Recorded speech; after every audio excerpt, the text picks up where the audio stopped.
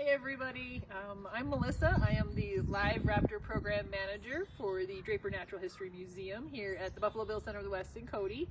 And I like to tell everybody that I'm kind of the luckiest person at the museum because not only do I get to work in an amazing facility, but I get to play with wild animals all day long and take care of them.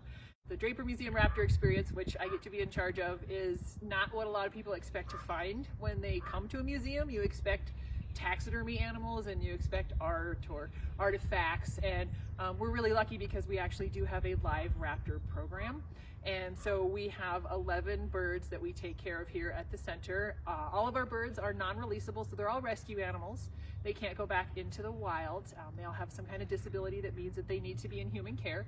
And so we not only get to have these really cool relationships with them, and we get to work daily with amazing wild animals that most people never even get close to, but we get to share them with our audiences. So when folks arrive and they're not expecting to see live animals, and they get to come out into our beautiful garden and see us bring out several of these birds for them to learn about and to meet in person, it really is the coolest job I think in the history of the universe. But maybe I'm just being a little dramatic about that because I am really passionate about what I get to do, and I do understand that I am beyond lucky to get to be paid to do my passion.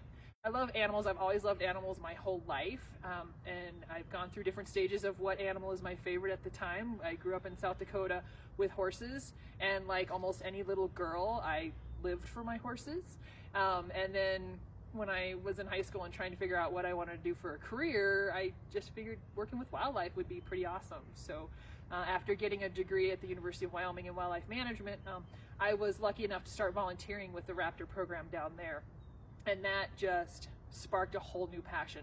So from the first time I ever got to hold a hawk on my arm in 1997, I've basically been obsessed with these animals. I'm also really lucky because not only do I get to work with my passion, but I'm surrounded by really passionate people. So, you know, not only do I get to live my passion, but I get to work with other people like Corey, who you probably have met, who is also really passionate about wildlife and about ecology. And our curators are all passionate about what they do.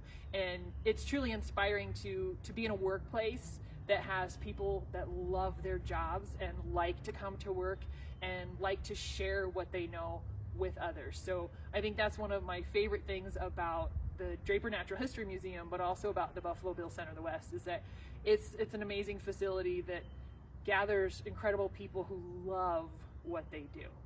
Something that a lot of people that have met me in the last 10 years or so really don't know is that one of my first real animal passions was not actually raptors, but it was ferrets.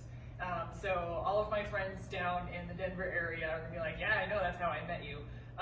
But I was like pretty much obsessed with ferrets, and not black-footed ferrets like here in this skeletal exhibit, but the domestic ferrets. It's kind of cool to be able to get to not really interact with ferrets up here, but to still have a connection to ferrets because I live only 30 miles from where the black-footed ferret was rediscovered in Meeteetse, Wyoming, and that was pretty inspirational to us crazy ferret people to know that that fun little wild ferret was rediscovered and that they've made a pretty good comeback.